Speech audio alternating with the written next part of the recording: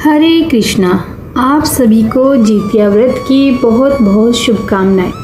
जितिया का व्रत हिंदू धर्म में संतान की लंबी आयु और उसकी मंगल कामना के लिए किया जाता है। माना जाता है कि इस व्रत को जो भी माँ करती है उनकी संतान को लंबी उम्र और जीवन भर दुख और तकलीफ से रक्षा मिलती है। जो कोई भी स्त्री इस व्रत की कथा सुनती है उसे कभी भी अपनी संतान के वियोग का सामना नहीं करना पड़ता है। तो आइए सुनते हैं जीवित पुत्रिका व्रत की कथा। बोलिए जितिया माई की जय, जीवित महान की जय। सुखनी और दुखनी दो बहनें थीं। सुखनी अपने नाम के अनुसार सुखी थी और दुखनी अपने नाम के अनुसार दुखी। दोनों एक ही पिता की संतानें थीं, लेकिन उनकी माताएं अलग अलग थीं। दोनों ने राजघराने में जन्म लिया था, लेकिन दोनों की किस्मत अलग अलग थी। राजा की एक रानी थी जिनसे काफ़ी समय के बाद एक बेटी का जन्म हुआ। राजा और पूरे राजमहल में खुशियां फैल गई, लेकिन ये खुशियां थोड़े ही समय के लिए थी। पुत्री के जन्म के बाद रानी का देहांत हो गया, जिससे महल में मातम सा छा गया और राजा को अपनी पुत्री से नफरत हो गई, क्योंकि वह मानते थे कि उसकी वजह से ही उनकी रानी उन्हें छोड़कर मृत्यु को प्राप्त हुई है।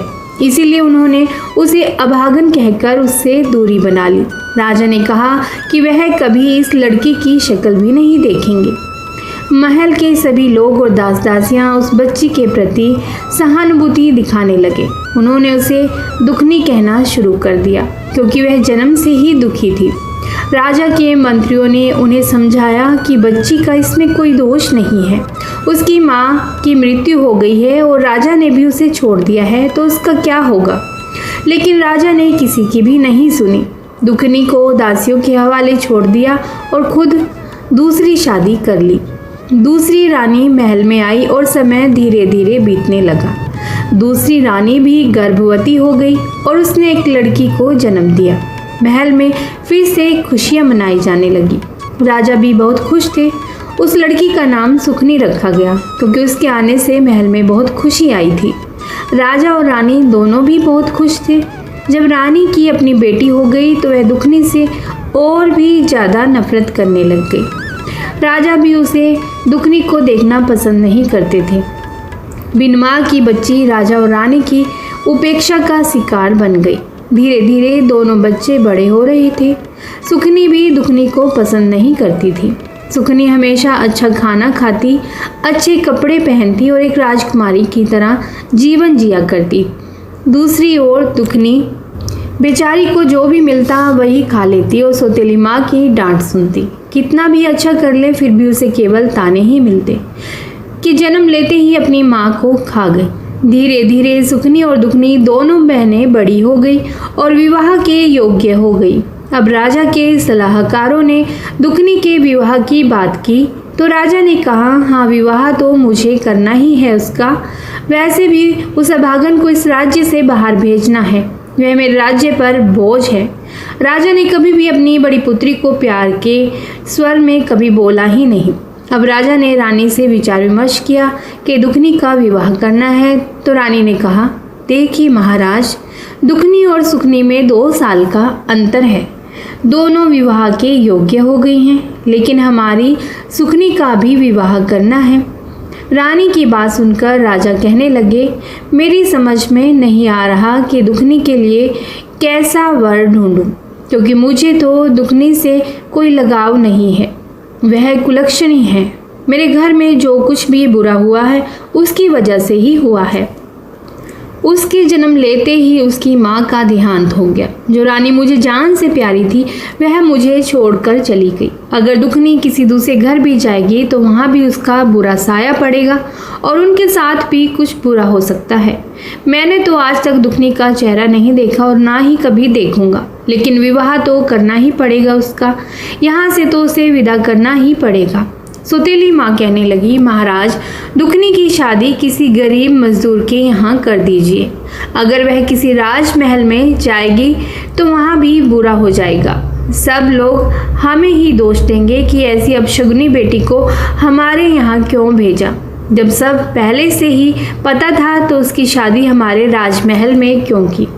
इसीलिए इसे कहीं गरीब घर में दे दें और मेरी सुखनी के लिए कोई अच्छा सा राजकुमार ढूंढकर शादी कीजिए। रानी की बात राजा को अच्छी लगी। राजा राजमहल में आए और अपने मंत्रियों के साथ विचार विमर्श करने लगे। जो मंत्री था वह बड़ा ही ईमानदार था और राजा के प्रति बहुत सहानुभूति भी रखता था, लेकिन राजा उसकी भी कोई बात सुनने को तैयार नहीं थे, क्योंकि मंत्री को दुखनी से बड़ी सहानुभूति थी और वह उसे राजा की अनुपस्थिति में भी अपनी बेटी की तरह मानते थे। लेकिन राजा के मन में सिर्फ यह विचारधारा थी कि दुखनी अपशगुनी है और वह कहीं भी सही नहीं रह सकती। जहाँ भी जाएगी वहाँ सब बुरा ही करेगी। राजा के मन में एक दृढ़ धारणा थी, लेकिन मंत्री जी की बात राजा के सामने नहीं मानी गई। इसीलिए नाई और पंडित को बुलवाकर दोनों बहनों के लिए राजा ने जैसा वर बताया वैसा ढूंढने के लिए भेज दिया। नाई और ब्राह्मण दुखनी के प्रति गहरी सहानुभूति रखते थे। पूरी प्रजा भी दुखनी के प्रति हमदर्दी महसूस करते थे, लेकिन राजा के डर के कारण कोई भी कुछ नहीं बोलता था। बेचारे नाई और ब्राह्मण दुखी मन से चल दिए। राजा ने जैसा वर बताया था उसी तरह का ढूंढने के लिए वे राज्य से काफ़ी दूर एक गांव में पहुंचे। गांव ठीक ठाक था, लेकिन एक नदी के किनारे एक झोपड़ी थी। एक बूढ़ी औरत बाहर चबूतरे पर बैठी अपने बालों में कंघी कर रही थी। वह बहुत बूढ़ी थी, उसका घर भी बिखरा हुआ था। नाई और ब्राह्मण जब उसके पास पहुँचे तो पूछने लगे, मैया तुम्हारे घर में कौन कौन है? बूढ़ी औरत ने उत्तर दिया, बेटा हम तो गरीब लोग हैं, मजदूरी करके पेट पालते हैं। मेरा एक बेटा है जो मजदूरी करता है और जितना कमाता है उससे ज़्यादा उड़ा देता है, क्योंकि उसका काम में मन ही नहीं लगता। मैं भी जितना कर सकती हूँ उतना ही कर पाती हूँ। नाई और ब्राह्मण एक दूसरे को देखकर सोचने लगे कि यही घर दुखनी के लिए ठीक रहेगा। इसीलिए उन्होंने बुढ़िया से बात भी कर ली और कहा कि हम राजा की बेटी का विवाह तुम्हारे घर में करना चाहते हैं। बुढ़िया चौंक कर खड़ी हो गई और कहने लगी, क्यों तुम दोनों मुझ बुढ़िया के साथ मजाक कर रहे हो? नाई और ब्राह्मण ने बुढ़िया को बैठाया और कहने लगे, माई हमारी बात ध्यान से सुनो। राजा की बेटी जरूर है, लेकिन ना तो वह तुम्हें कोई दान दहेज देगा और ना ही तुम्हारे बेटे के साथ शानो शौकत से राजा अपनी बेटी का विवाह करेगा। वह बेचारी दुखिया है, तुम उसे माँ का प्यार देना। वह बहुत संस्कारी लड़की है, लेकिन राजा की नज़रों में गिरी हुई है। राजा उसे एक लक्ष्मी और अपशगुनी मानता है। हे मैया, पूरी प्रजा को उससे सहानुभूति है, लेकिन यदि वह तुम्हारे घर आएगी तो तुम्हारा घर स्वर्ग बना देगी। वह बहुत अच्छी लड़की है, लेकिन राजा के खिलाफ कोई बोलने की हिम्मत नहीं कर सकता। बुढ़िया माई कहने लगी, ठीक है बेटा, मेरे बेटे का तो विवाह होना ही मुश्किल है। कौन ऐसे लड़के को अपनी लड़की देगा? मुझे तो इसी में खुशी है कि मेरे बेटे का विवाह हो रहा है। अब नाई और ब्राह्मण वहाँ दुखनी का रिश्ता तय करके आगे बढ़ते हैं और उसी राज्य के राजा से मिलते हैं जहाँ वे गए थे। वहाँ के राजा के बेटे के साथ सुखनी का विवाह तय करके अपने राज्य वापस आते हैं और राजा को सारी बातें बता देते हैं। निश्चित समय पर शुभ मुहूर्त निकालकर दोनों का विवाह एक ही दिन तय हो जाता है। दुखनी के विवाह में केवल 5 लोग आए, क्योंकि बेचारे बड़े गरीब थे। राजा और रानी को कोई परवाह नहीं थी। जैसे तैसे फेरे हुए और दुखनी को विदा कर दिया गया। उसके साथ ना कोई दान दहेज, ना कोई सेवक सेविका, कुछ नहीं। बेचारी दुखनी आंसू भरी आंखों से अपने मायके से ससुराल के लिए यही अपनी किस्मत का लिखा मानकर विदा हो गई। दूसरी ओर सुखनी की बारात बड़ी ही धूमधाम से आई थी। राजा ने बहुत उत्साह से सुखनी का विवाह किया और बहुत अधिक दान दहेज भी दिया। बहुत सारा धन, घोड़े, हीरे मोती, जवाहरात, बहुत कुछ राजा ने अपनी हैसियत से अधिक सुखनी को दहेज में दिया। राज्य का राजकुमार और दूसरा राजा बहुत खुश हुए और सुखनी की विदाई बड़े ठाठ से हुई। दोनों बहनें विदा हो चुकी थी। बेचारी दुखनी झोपड़ी में आई और अपनी किस्मत पर फूट फूट कर रोने लगी, लेकिन उसने ईश्वर की मर्जी मानकर अपने पति और सासू माँ की सेवा में लग गई। उसकी सास बहुत बूढ़ी थी। दुखनी बेचारी अपनी सासू माँ के हाथ पैर दबाती, कंघी करती, उनके कपड़े भी धोती और सारा खाना भी बनाती थी। उसका पति मजदूरी करता था, आधे से ज़्यादा पैसे नशे में उड़ा देता था और कुछ पैसे लाता था जिससे घर का गुजारा भी नहीं हो पा रहा था। दुखनी ने अपनी सासू माँ से कहा, माँ जी अगर मैं कुछ काम करूँगी तो हमारे हालात कुछ ठीक हो जाएंगे। बुढ़िया अपनी बहू को बिल्कुल अपनी बेटी की तरह ही प्यार करती थी, लेकिन दुखनी का पति उसे बहुत तंग करता था। अगर दुखनी अपने पति से कुछ कहती तो वो उसे मारता पीटता था। समय धीरे धीरे बीत रहा था और अब दुखनी गर्भवती थी। कुछ सालों बाद दुखनी के 2 बेटे और 2 बेटियां हो गई। समय बीता और सालों बीत गए, लेकिन किसी ने भी कभी दुखनी की कोई खबर नहीं ली। अब जब बच्चे हो गए तो परिवार में खर्चे भी बढ़ गए। अकेले आदमी की मेहनत मजदूरी से घर का खर्च चलाना बहुत मुश्किल हो गया। दुखनी ने कहा, माँ जी अगर मैं मेहनत मजदूरी करूँगी तो हमारे हालात अच्छे हो जाएंगे। सासू माँ ने कहा, बेटी तुम तो राजकुमारी हो, तुमने कभी काम नहीं किया होगा। दुखनी ने कहा, माँ जी कैसी राजकुमारी, मैं तो ऐसी ही हूँ। अपने पिताजी के घर में भी मैं ऐसे ही थी। मुझे काम करने से कोई एतराज़ नहीं है। दुखनी का व्यवहार बड़ा मीठा था। पड़ोसी और गांव वाले सब दुखनी से बहुत खुश रहते थे। दुखनी बड़ी पूजा पाठ वाली धार्मिक विचारों की महिला थी। उसे काम मिलने में देर भी नहीं लगी। वह लोगों के घरों में काम करने लगी। किसी का खाना बनाती तो किसी के घर में झाड़ू पोछा करती। इस तरह दुखनी को कहीं ना कहीं से अनाज तो कहीं से भोजन और कहीं से कुछ पैसे भी मिल जाते थे। अब दुखनी का गुजारा सही से होने लगा, जबकि उसके पति में कोई सुधार नहीं आ रहा था। दुखनी अपने पति को समझाने की कोशिश करती, लेकिन वह उल्टा उससे गाली गलौज करता और मारता पीटता था। जब भी जितिया का व्रत आता तो वह पूरी श्रद्धा के साथ अपना व्रत करती थी, लेकिन माता रानी की कृपा से अब घर में पहले की तरह भूखा नहीं रहना पड़ता था। सबके पेट भर जाते थे। इतना उसके घर पर जितिया माता की कृपा थी, क्योंकि वह मेहनती थी और मेहनत करके गुजारा करती थी। दूसरी ओर सुखिया के घर में नौकर चाकर की कोई कमी नहीं थी। सुखिया राजकुमारी थी और राजमहल में राजा के घर से विदा होकर राजा की बहू बनी थी। वह राजा की बेटी और राजकुमार की पत्नी थी, अर्थात होने वाली रानी थी। एक दिन सुखिया को अपनी बहन दुखिया की याद आई। वह सोचने लगी कि बहुत समय बीत गया है, जाकर देखना चाहिए कि आखिर महारानी के रंग ढंग कैसे हैं। वह शायद बहुत दुखी होगी, क्योंकि उसके पास है ही क्या, एक बार जाकर देखना चाहिए। सुखिया ने सोचा कि अगर दुखिया कहेगी तो उसे अपने पास नौकरानी बनाकर रख लूँगी और वह मेरा काम करेगी, जिससे मुझे तसल्ली होगी कि कम से कम यहाँ भी मेरी सेवा हो रही है। सुखिया को अपने राजसी जीवन पर बड़ा गर्व था। सुखिया दुखिया के घर गई। दुखिया ने अपनी बहन को देखा तो बहुत खुश हुई। उसने सुखिया का बड़े आदर सत्कार से स्वागत किया और उसे बैठने के लिए पीढ़ा दिया। सुखिया ने देखा कि दुखिया की झोपड़ी में बहुत गरीबी थी और उसके बच्चे इधर उधर खेल रहे थे। किसी के तन पर फटे कपड़े थे तो किसी के बिना फटे। फिर भी दुखिया खुश थी और उसकी सासू माँ भी दुखिया के गुण गा रही थी। यह देखकर सुखिया को बड़ा गुस्सा आया कि दुखिया की सासू माँ उसकी तारीफ कर रही है। फिर सुखिया ने दुखिया से कहा, बहन तू घरों में जाकर काम करती है, क्या लेती होगी? इससे अच्छा तो तू मेरे साथ चल और मेरे राजमहल में काम कर। जितना तुझे यहाँ मिलता है मैं तुझे उससे ज़्यादा मजदूरी दे दूँगी। यहाँ घर घर जाकर कितना काम करना पड़ता है तुझे। दुखिया ने जवाब दिया, बहन सुखिया, मुझे काम करने में कोई भी आपत्ति नहीं है। मैं यहाँ भी काम करती हूँ तो आपके यहाँ भी कर दूँगी। वहाँ काम करके मुझे खुशी मिलेगी कि चलो मेरी बहन का काम हो गया। बातचीत समाप्त करके सुखनी अपने राजमहल लौट आई और अगले दिन से दुखनी सुखनी के घर जाने लगी। सुखनी दुखनी से बहुत ज़्यादा काम करवाती थी, क्योंकि दुखनी को परेशान करने में सुखनी को भी बड़ा मज़ा आता था। सुखनी को जो भी बासी खाना मिलता उसे वह दुखनी को दे देती और दुखनी उसे खुशी खुशी ले लेती।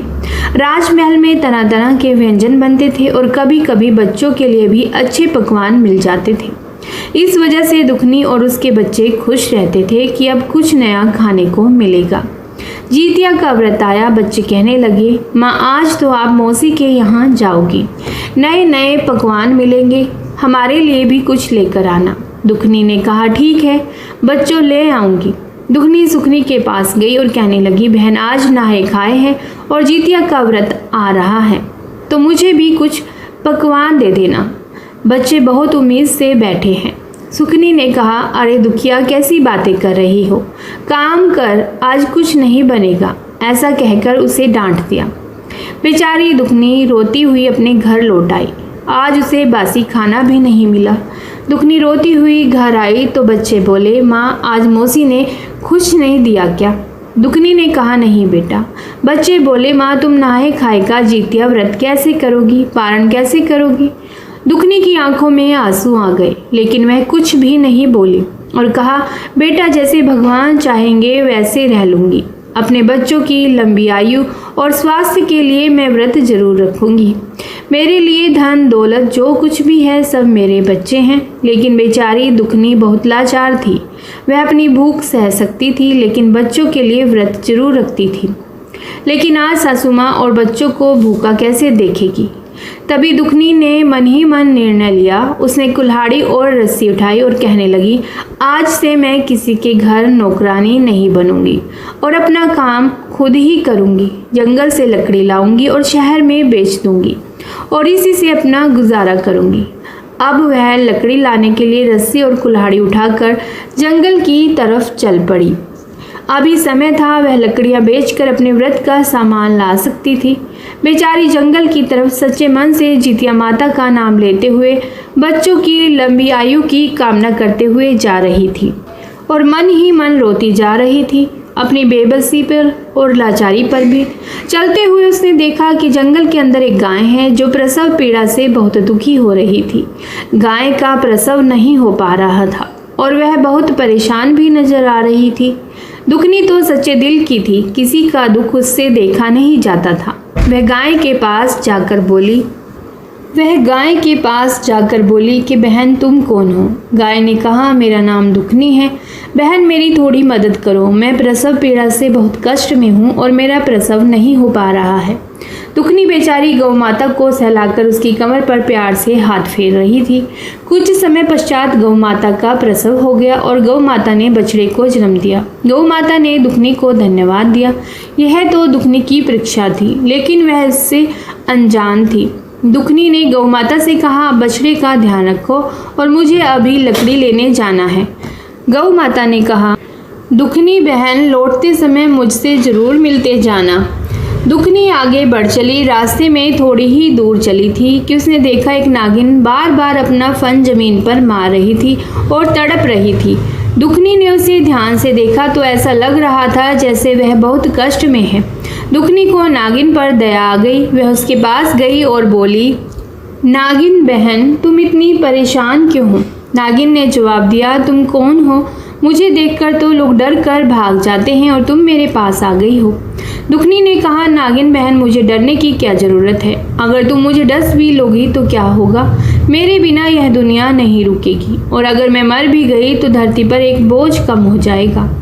मैंने कभी किसी का प्यार नहीं पाया, माँ बाप के प्यार के लिए तरसती रही और यहाँ भी कभी पति का प्यार नहीं मिला जिससे माँ बाप का प्यार भूल जाऊँ। दुखनी नागिन से कहने लगी, वह भी बस मतलब से बात करता है, जो कमाता है उसका आधा नशे में उड़ा देता है। ना बच्चों से मतलब है ना ही मुझसे। जब उसका मन करता है तब घर आता है, नहीं तो नशा करके पड़ा रहता है।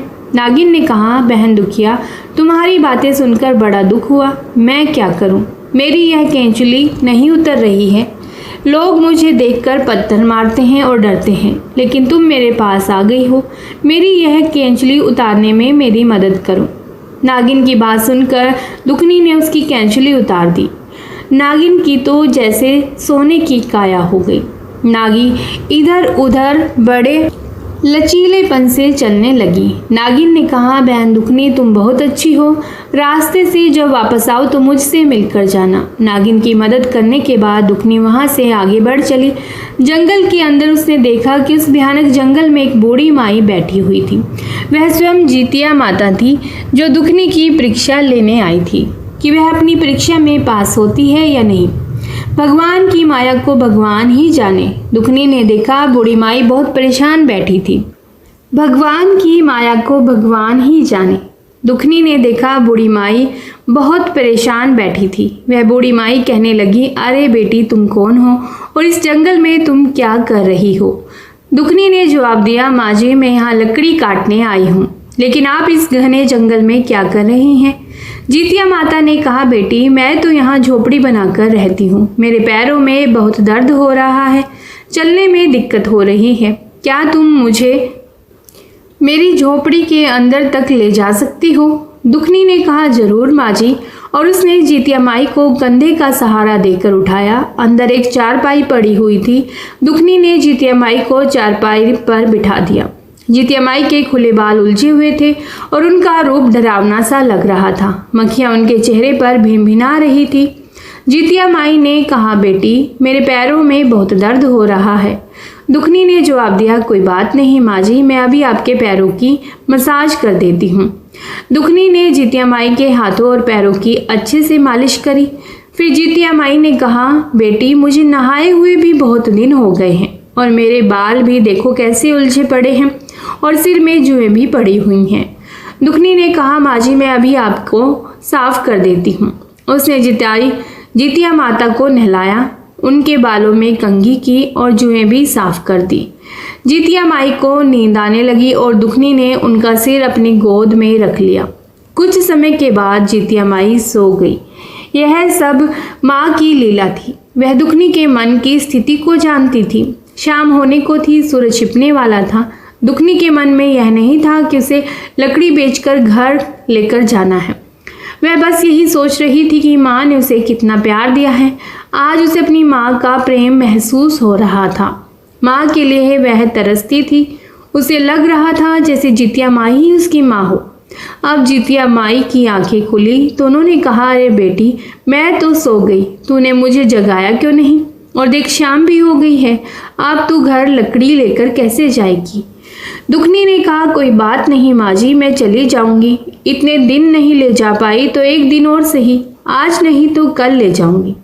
जीतिया माई ने कहा, ठीक है बेटी, जरा मेरा ये थैला दे दे जो खूंटी पर टंगा है, मुझे पकड़ा दो। दुखनी ने थैला उठाया और जीतिया माई को दे दिया। जीतिया माई ने उसमें से एक पोटली निकाली और दुखनी को देते हुए बोली, बेटी यह पोटली ले जा, इसमें कुछ लाल कपड़े में बंधा हुआ है, इसे घर जाकर खोलना। दुखनी बहुत खुश हुई। वह सोचने लगी, आज उसने कुछ कमाया नहीं तो क्या हुआ, कम से कम किसी की मदद तो की। यह सोचकर वह मन ही मन बहुत खुश हो रही थी। दुखनी पोटली लेकर आगे बढ़ी तो उसे रास्ते में वही नागिन मिली।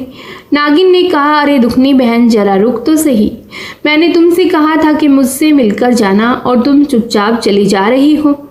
दुखनी ने कहा, नहीं बहन बताइए, घर जाने के लिए थोड़ी देर हो रही है तो सोचा जल्दी निकल जाऊं। नागिन ने कहा, बहन तुम्हें मुझे 12 वर्ष की केचुली से छुटकारा दिलाया है, मैं तड़प रही थी। यह लो मेरी नागमणि, इसे ले जाओ, जिस घर में यह रहेगी वह घर 9 निधि 12 सिद्ध हो जाएगा। दुखनी बहुत खुश हुई। उसने नाग माता के हाथ जोड़े और वहां से चल दी। थोड़ी दूर ही पहुंची थी कि गौ माता ने आवाज लगाई, अरे ओ दुखनी बहन, कैसे चुपचाप चली जा रही हो? यहाँ जंगल में हम क्या करेंगे, हमें भी तो साथ ले चलो।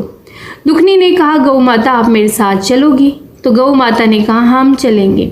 देख अब मेरा दूध तेरे घर के काम आएगा, तेरे बच्चे भूखे नहीं रहेंगे। मेरे दूध को बेचकर तू पैसे कमा सकती है और अपने घर का खर्च भी चला सकती है। अपने बच्चों को मेरा मीठा दूध पिला सकती है। अब बछड़ा और गायें दुखनी के पीछे पीछे चलने लगे। दुखनी आगे आगे, पीछे पीछे बड़ी सुंदर सी सफ़ेद रंग की गायें और छोटा सा बछड़ा चल रहे थे। उनके गले में बंधी हुई घंटी टन टन बज रही थी। वे बड़े आराम से जा रहे थे। जब दुखिया अपने घर पहुंची तो दुखनी की सास बैठी हुई उसका इंतजार कर रही थी। कहने लगी, अरे बहू दुखनी, आज तो बहुत समय लगा दिया। बेटा सुबह से तू भूखी थी और आज तूने कुछ खाया भी नहीं है। आज नहाकर खाना खा ले, कल तेरा निर्जल व्रत रहेगा। परसों तुझे पारण भी करना है, तो कैसे करेगी बेटा? नवमी के दिन। वह अपनी सासू माँ से बोली, माँ जी आप चिंता मत करिए, मुझे तो लगा ही नहीं कि मैंने कोई व्रत रखा है। मेरे शरीर में तो अजीब सी ताकत का अनुभव हो रहा है। मुझे नहीं लग रहा कि मैं आज इतनी परेशान थी। आज तो मुझे बहुत हल्का और खुशी महसूस हो रही है। जब वह घर आई तो उसने सारी बात अपने सासू माँ को बताई। उसकी सासू माँ बोली, बेटा आज तुमने यह बहुत अच्छे काम किए। फिर उसकी सासू माँ ने चौके को लीप दिया और एक दिया जला दिया। दुखनी ने वहाँ पर लाल पोटली रख दी। जैसे ही दुखनी ने लाल पोटली खोली, उसमें से सोना, चांदी, हीरे और मोती निकलने लगे। यह देखकर दुखनी और उसकी सास की आंखें फटी की फटी रह गई। बाहर गाय रंभा रही थी। दुखनी बाल्टी लेकर गई तो गाय ने बाल्टी भरकर दूध दिया। सब लोग बहुत खुश थे। शाम को जब दुखनी का पति मजदूरी करके आया तो उसने देखा कि घर के बाहर गाय बंधी हुई है और अंदर बड़ी रोशनी चमक रही है, क्योंकि वहाँ नागमणि रखी हुई थी। वह बहुत हैरान हुआ और कहा, अरे यह क्या है? दुखनी ने अपने पति को सारी बात बताई। फिर उसका पति दुखनी से माफ़ी मांगने लगा और कहने लगा, दुखनी तुम तो साक्षात लक्ष्मी हो और मैंने आज तक तुम्हारी कदर नहीं की। तुम्हारे दुख को समझने में मैं असफल रहा, मुझे माफ़ कर दो। दुखनी ने कहा, कोई बात नहीं स्वामी, देर आए पर दुरुस्त आए। लेकिन मैं इस बात से खुश हूँ कि अब तुमने मेरी अहमियत समझ ली है। अब हमारे पास इतना धन है कि हम अपना अच्छा सा काम शुरू कर सकते हैं। उसका पति भी खुश हो गया, क्योंकि अब उसे मजदूरी नहीं करनी पड़ेगी। वह गरीबी से तंग आकर नशा करता था, क्योंकि अपने बच्चों की भूख नहीं देख पाता था और उसका गुस्सा दुखनी पर उतरता था। वह दिल का बुरा नहीं था। अब दुखनी ने कहा, चलो कुछ धन ले लो और बाजार से जितिया माता के व्रत की तैयारी के लिए सामान दिला कर आओ।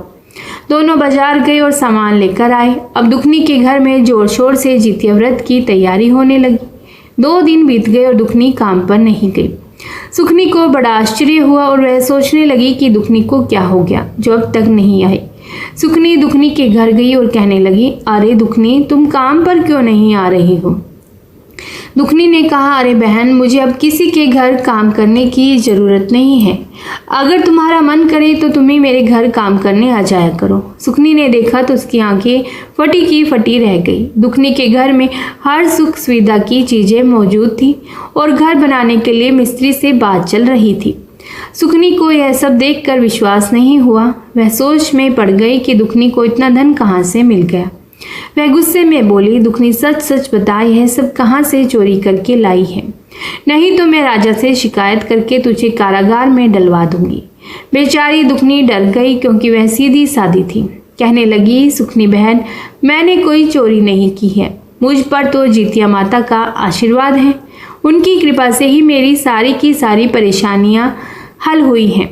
दुखनी से सुखनी ने कहा, मुझे पूरी बात बताओ। अब सुखनी के मन में लालच आ गया था और जब दुखनी ने अपनी पूरी बात बताई तो उसे भी धन पाने की लालसा जाग उठी। वह बोली, मैं भी जंगल में जाऊंगी और जितिया माता से धन लेकर आऊंगी। अब सुखनी अपने घर आ गई, लेकिन उसे चैन नहीं मिला। किसी तरह उसने रात बिताई और सुबह उठते ही कुल्हाड़ी और रस्सी लेकर जंगल की तरफ चल दी। उसकी सासू माँ ने बोला, अरे तो सुखनी ने कहा कि मैं बाद में बताऊंगी, मैं कुछ धन लेने जा रही हूँ। उसकी सास कहने लगी, अरे बेटी मेरे घर में भगवान का दिया सब कुछ है और हमें और धन की क्या ज़रूरत है। वह बोली, नहीं माँ जी, आप मुझे करने दो जो मैं करने जा रही हूँ। वह अपनी सासू माँ की बात अनसुनी करके जंगल की तरफ चल दी। जंगल में चलती चलती जा रही थी। जंगल में कुछ अंदर गई तो देखा एक गाय प्रसव पीड़ा से करा रही थी। वह बोली, अरे बहन तुम कौन हो? जरा मेरी मदद कर दो, मैं दर्द से बेहाल हो रही हूँ। मेरा प्रसव काल है, मुझसे दर्द बर्दाश्त नहीं हो रहा। गौ माता की बात सुनकर सुखनी कहने लगी, अरे तुझे क्या मैं दासी दिखाई देती हूँ? मैं सुखनी हूँ, इस राज्य के राजा की बहू। हमारे यहाँ दास दासियाँ काम करते हैं और तुम मुझसे काम करने के लिए बोल रही हो। वह गाय को दुत्कार के आगे चली गई। आगे कुछ दूर चलती है तो उसे वही नागिन जो अपना फन धरती पर पटक रही थी दिखाई देती है। तो वह नागिन कहती है, अरे बहन जरा मेरी मदद कर दो। सुखनी पहले तो नागिन को देखकर डर जाती है और कहती है, मुझे डस लेगी और मैं तेरी मदद कर दूं। अरे सांप को जो दूध पिलाता है उसी को वो डस लेता है, मैं तेरी मदद नहीं करूंगी। और एक पत्थर उठाकर नागिन को मार देती है। और आगे चल देती है। आगे चलते चलते जब काफ़ी अंदर जंगल में चली जाती है तो वह उस बूढ़ी माई को ढूंढती है। ढूंढते ढूंढते बहुत परेशान हो जाती है और शाम होने को होती है तो देखती है कि एक बुढ़िया माई की झोपड़ी दिखाई दे रही है और उसके नीचे एक पेड़ था। पेड़ के नीचे बड़ा सा वट वृक्ष है। उसके नीचे जो एक बुढ़िया बैठी है, बड़ी गंदी सी बुढ़िया थी। मुंह पर मक्खियां भिनक रही थी, बाल उलझे हुए थे, जिसे देखकर वह नाक मुंह सिकोड़ने लगती है। बुढ़िया माई सुखिया से कहती है, अरे बिटिया तुम कौन हो? जरा मुझे मेरी झोपड़ी के अंदर पहुंचा दे, क्योंकि मेरे हाथ पैर में बहुत दर्द है, इसीलिए मुझे अंदर बिठा दे। काफ़ी दिनों से मैं नहाई भी नहीं हूँ, मुझे थोड़ा नहला दे और मेरे सिर में जुएँ पड़ गई हैं, जरा मेरे सिर की सफाई कर दे। तो सुखनी कहती है, अरे वाह बुढ़िया, तुझे क्या मैं दासी नजर आती हूँ जो तेरी इतनी सेवा करूँगी? मेरे घर में दास दासियाँ हैं और तू मुझ पर हुक्म चला रही है। मैं तो यहाँ उस बुढ़िया से मिलने आई हूँ जिसने मेरी बहन को धनवान बनाया है। तभी उसे खूंटी से लटका हुआ वह थैला दिखाई देता है जिसमें वह पोटली रखी हुई है, जो लाल कपड़े में बंधी हुई थी।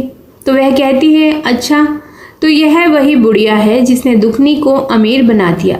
वह कहने लगी, बुढ़िया मैं तेरी सेवा नहीं कर सकती, मुझे तो बस यह पोटली चाहिए। और वह बुढ़िया की झोपड़ी से वह पोटली उठाकर चल देती है। रास्ते में आती है तो देखती है कि नागिन अभी भी ऐसे ही फन पलट रही है। थोड़ी दूर जाकर देखती है तो वह गाय भी प्रसव पीड़ा से कराह रही है, लेकिन वह किसी की भी मदद नहीं करती। उसके दिल में जरा भी दया भावना नहीं थी। घर आ गई। घर आकर बड़ी खुशी खुशी अपनी सासू माँ से कहती है, देखना सासू माँ, अब हम और धनी बन जाएंगे, हमारा राजपाट और बढ़ जाएगा, हमारे राजकोष में धन बढ़ जाएगा, मैं ऐसी चीज़ लेकर आई हूँ। तो उसकी सासू माँ हाथ जोड़ लेती है, अपना माथा पीटती है कि पता नहीं कैसी बहू मिली है, संस्कार तो इसमें नाम को भी नहीं है। अब वह थोड़ा सा चौक गोबर से दासी से लिपवाती है, क्योंकि खुद तो कुछ करती नहीं थी, और दासी से एक दिया जलाने के लिए बोलती है। जब उस पोटली को वहाँ खोलती है तो क्या देखती है, वहाँ ढेर सारे कीड़े मकोड़े भिनभिनाने लगे, गंदगी सी हो गई और तरह तरह के कीड़े चल रहे हैं। बड़ी घिनौनी स्थिति हो गई। तभी देखती है कि उसके महल में आग लग गई। अब यह देखकर तो वह घबरा गई। उसकी सासू माँ उसे बड़ी मुश्किल से निकालकर बाहर लाती हैं। उसका सारा राजपाट सब धरा रह गया, सब धन जो भी जमा था सब जलकर खाक हो गया। अब उसकी सासू माँ उसे बहुत ताने सुनाती है, कैसी कुलक्षणी आई है मेरे महल में, जब से आई है तब से हमारा राजपाट भी चौपट कर दिया। सबके घर में तो लक्ष्मी आती है जो घर को स्वर्ग बना देती है, एक यह आई है महारानी, हमारा सब कुछ जलाकर राख कर दिया। सुखनी को अपनी करनी पर थोड़ा भी पछतावा नहीं रहा था, उसे तो उल्टा अपनी बहन पर गुस्सा आ रहा था। उसकी बहन ने उसके साथ छल किया। वह अपनी बहन दुखनी के घर पहुंच जाती है और उससे कहती है कि सच सच बता, तूने मेरे साथ क्या छल किया है? तेरे कारण मेरा सब कुछ जल कर राख हो गया। मेरी सासू माँ मुझे ताने दे रही है, मेरे घर में भूख से मरने की नौबत आ गई है। दुखनी कहती है, बहन मैंने तो सब कुछ सच सच ही बताया था, लेकिन तेरे मन में तो बहुत लालच आ गया था, तू क्यों वहाँ पर गई? लेकिन वह कहती है, नहीं दुखनी, मैं तुझे राजा से दंड दिलवाऊंगी। दुखनी मन ही मन सोचने लगी, मेरे पास तो कोई सबूत भी नहीं है, और वह रोने लगती है। रोते रोते वह जीतिया माता को पुकारती है, कहती है, हे माँ मेरी रक्षा करो। कैसे मैं अपनी बहन को विश्वास दिलाऊं कि मैंने जो कुछ भी बताया है सब सच बताया है। दुखनी की करुण पुकार सुनकर जीतिया माता वहाँ प्रकट हो जाती है। दुखनी माता को देखते ही उनके चरणों में गिर जाती है। सुखनी को देखकर बुढ़िया बनी जीतिया माता कहती हैं, सुखनी तेरे लालच के कारण तेरे साथ बुरा हुआ है, तेरे अंदर दया भावना सेवा भावना कुछ भी नहीं है। यह बेचारी दुखनी, ये तो ममता की मूरत है, इसके अंदर इतनी दया भावना है। भगवान तो उसी पर प्रसन्न होते हैं जो दिल के सच्चे होते हैं।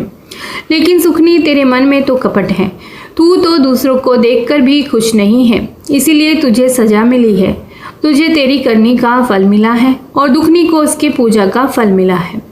यह देखकर अब दुखनी जैसे रो रही थी तो सुकनी भी माता के चरणों में गिर पड़ती है। उसे अपनी करनी पर अब पछतावा होने लगता है। वह माता से क्षमा याचना करने लगती है और कहती है, माता मुझे माफ़ कर दो, मुझसे बहुत बड़ी गलती हो गई है। तब माता से दुखनी कहती है, माता मेरी बहन को भी माफ़ कर दो। तो माता रानी सुकनी से कहती है, देखो तू दुखनी का कितना बुरा चाहती थी, लेकिन दुखनी अभी भी तेरा सुख चाहती है। माता उसे भी सौभाग्य और बेटे का आशीर्वाद देती है और कहती है, तेरा राजपाट पहले जैसा हो जाए। और दोनों बहनों को सुखी रहने का आशीर्वाद देकर वहाँ से जीतिया माता अंतर्ध्यान हो जाती है। सुकनी को सबक सिखाने के लिए यह सब जीतिया माता की लीला थी। अब उसका राजपाट पहले जैसा हो गया। अब सुकनी में बदलाव आ गया। अब वह अपनी बहन दुखनी के साथ अच्छी तरह से व्यवहार करने लगी। वह अब घमंड भी नहीं दिखाती थी और उसके साथ पूजा पाठ भी करने लगी। वह जीतिया माता की कथा सुनती और हर साल दोनों बहनें मिलकर पूजा पाठ करती थी। अब दोनों बहनें अमीर थी, किसी के घर में कोई कमी नहीं थी और दोनों बहनों में प्रेम हो गया तथा दोनों प्यार से भी रहने लगी। अब उन्हें किसी चीज़ की कोई कमी नहीं थी। हे जीतिया माता, जैसे दुखनी को आई ऐसे सबको आना, जैसे सुखनी को आई ऐसे किसी को मत आना। और जो यह कथा कह रहे हैं और जो यह कथा सुन रहे हैं और जो हुंकारा भर रहे हैं, हे जीतिया माता, सबकी जो भी मनोकामना हो पूरी करना, सभी के बच्चों को दीर्घायु करना, सभी की संतानों की रक्षा करना। बोलिए जीतिया माता की जय।